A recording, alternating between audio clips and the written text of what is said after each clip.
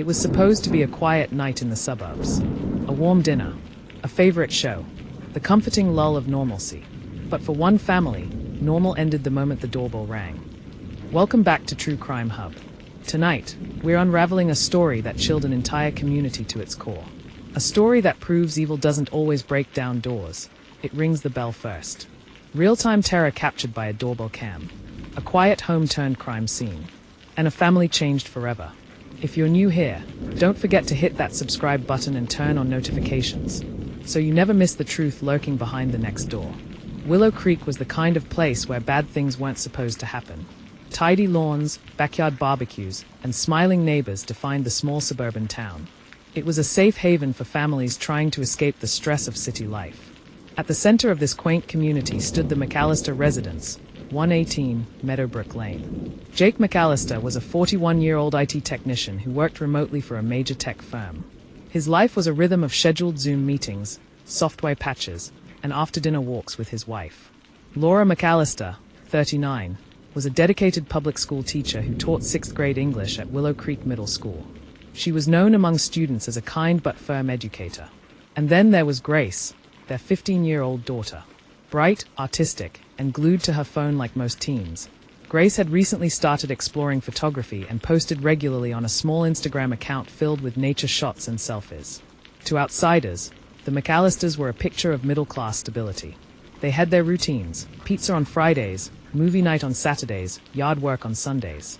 They had no known enemies, no financial struggles, no glaring red flags. But beneath the surface, small ripples of tension had started forming. Jake had become more paranoid over the past year. After a neighbor's car was vandalized and another's Amazon package was stolen, he grew concerned about their own home's safety. Despite Laura insisting Willow Creek was still safe, Jake had 3 security cameras installed. One on the front porch, another over the garage, and a third along the side gate. But the most significant addition was the smart doorbell cam. Synced with his phone, it would alert him to any movement at the front door, allowing him to see and speak to anyone without getting up from his desk. He often checked it compulsively, even when no alert came. Jake's behavior was brushed off as cautious rather than irrational. But as the McAllisters would soon discover, his instincts were more accurate than anyone realized. It was a Thursday night, October 13th. A chill had settled in the air, and rain pattered lightly against windows and rooftops. Inside 118 Meadowbrook Lane, the scene was calm. Laura was in the kitchen washing dishes after dinner, humming to a song on the radio. Jake sat at his desk finishing a quarterly report. Grace had retreated to her room, earbuds in, video chatting with a friend about an upcoming school play. Everything seemed normal, until 9:16 p.m. Ding dong. The sharp chime of the doorbell broke the evening's rhythm. Jake instinctively pulled out his phone and opened the doorbell cam feed. What he saw sent a shiver down his spine. A man was standing at the door. He wore a dark hoodie with the hood up, obscuring most of his face. He stood completely still, head down, hands in his jacket pockets. He didn't ring the bell again. He didn't knock. He just stood there. Jake stayed at the feed. Laura, walking past, asked, "Who is it?" Jake shook his head. "I don't know. He's not moving." They both watched the figure through the camera. For nearly 30 seconds, the man didn't budge. Just as Jake prepared to speak through the camera's intercom, the man slowly lifted his head. The camera caught a glimpse of his face, partially hidden beneath a cracked porcelain mask, white with faint streaks of red paint. Jake pressed the microphone button. "Can I help you?" No response. "You're on camera," Jake said more firmly. "Leave now or I'm calling the police." Still, the man didn't speak. Then, he leaned forward and smiled directly into the lens. A slow, wide smile that didn't reach his eyes. Then, he stepped back and vanished from the feed. Jake's hands trembled as he set his phone down. Laura said, "Maybe it's some Halloween prank. You know how kids are." But Jake wasn't convinced. Something about the figure's posture and silence felt off, methodical, not impulsive. He double-checked the front door lock, then went to the side window. Nothing. No one. Minutes passed. Then at 9:27 p.m., motion detected on the side camera. Jake opened the feed. The man was back. This time, walking slowly along the side of the house, just outside the frame of the living room blinds. He wasn't trying to be stealthy. He wanted to be seen. Jake called 911.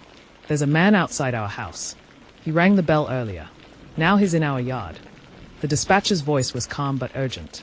What is he doing now? He's circling the house. Stay on the line.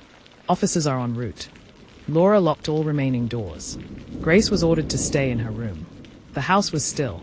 Jake grabbed the baseball bat he kept near the coat rack. Then, the unmistakable crash of glass. The intruder had shattered the back sliding door. Jake rushed toward the kitchen but stopped short at the sound of deliberate footsteps on glass. The man had entered. The porcelain mask reflected faint kitchen light. He held something metallic in his hand, a crowbar. Jake shouted, "Get out of my house!" The masked figure tilted his head slightly, studying Jake. Then, without a word, he charged. The two collided in a blur. Jake swung the bat, hitting the man's shoulder, but it didn't stop him. The crowbar connected with Jake's skull. He crumpled. Laura screamed. The doorbell cam continued recording, capturing audio from inside. Glass crunching. Furniture toppling. A scream. Then, silence. The man emerged moments later, walking calmly through the front door as if he owned the place. He looked straight into the camera once more. In his hand, a lock of hair. Police arrived at 9:39 p.m., 9 minutes after the 911 call. The front door was ajar. The interior smelled of blood and fear. Jake was found unconscious in the hallway, bleeding from a deep head wound. Laura was on the kitchen floor with multiple stab wounds to her side and shoulder. Paramedics later said she was minutes away from bleeding out. Grace had remained locked in her bedroom closet, whispering to the 911 operator for 12 agonizing minutes. When officers found her, she was shaking uncontrollably, too frightened to speak. News of the attack spread quickly. The footage from the doorbell cam was confiscated and used as evidence. When investigators reviewed the video, even seasoned officers were disturbed by the calmness of the attacker, the way he studied the lens, the slow, intentional movements, the final glance. Willow Creek erupted in fear. Town hall meetings were held. Demands for more police patrols flooded the mayor's inbox. Neighbors who once left doors unlocked began installing cameras of their own. The sense of safety had been shattered. And somewhere out there, the masked man was still free. Investigators combed through every detail: phone records, social media, Laura's past students, school incidents. Then came a name, Colin Reaves. Colin had been a substitute teacher's assistant 5 years ago at Willow Creek Middle School. He worked in the same building as Laura. Reports had surfaced back then about his inappropriate fixation, leaving flowers on Laura's desk, unsolicited emails, even showing up at the school on his off days. He was eventually dismissed after Laura filed a formal complaint. But it never escalated. No charges, no restraining order. Just a quiet exit. Until now. Detectives traced online accounts tied to encrypted forums and dark web chat groups where someone with the handle Porcelain Watcher wrote cryptic messages. She doesn't remember me. But she will. Knock 3 times. Wait for fear. Masks hide monsters. But I wear mine with pride.